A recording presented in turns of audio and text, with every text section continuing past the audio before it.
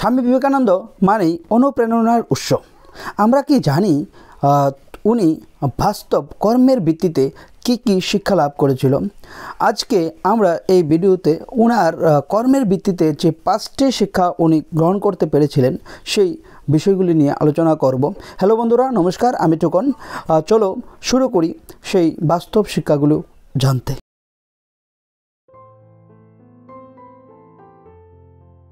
Number 1, যে উনি বলেছিলেন যে বই পড়া মানেই জ্ঞান তৈরি করা।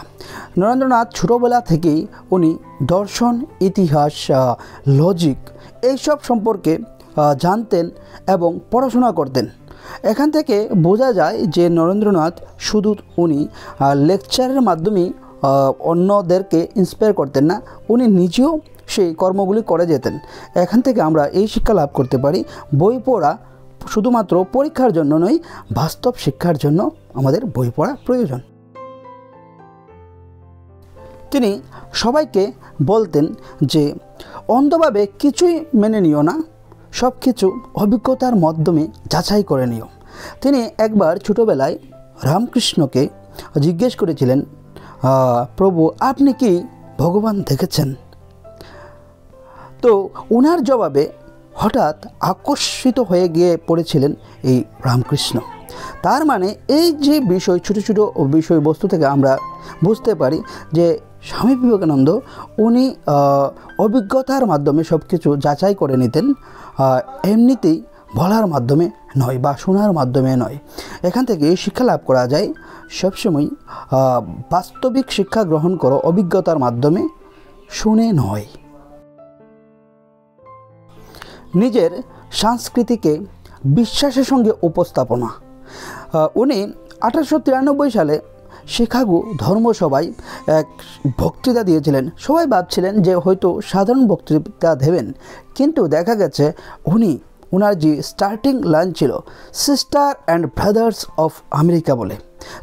তৎক্ষণাৎ সব দর্শক উঠে দাঁড়িয়ে করতালি দিতে লাগছিলেন। তো এখান থেকে বোঝা যায় যে উনি সম্মান চাননি, সম্মান কেড়ে নিয়েছিলেন।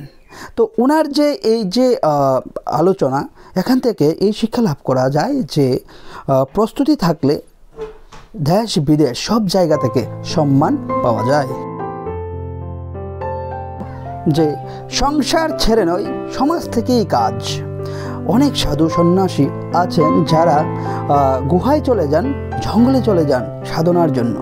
উনি বলেছিলেন যে who live alone they live for others. Actually যে বাঁচে একা সে অন্যকেও বাঁচানোর চেষ্টা করতে পারে।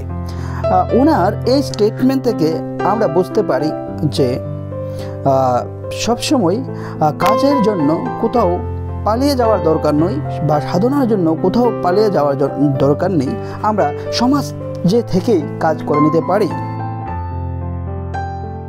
নয়, শারীরিক শক্তিও দরকার। তিনি যুবকদের প্রায়ই বলতেন যে গীতা না পড়ে তুমি ফুটবল খেলতে যাও, কারণ শারীরিকভাবে শক্তিশালী হলে তুমি মানসিকভাবে নিজেকে গড়ে তুলতে পারবে।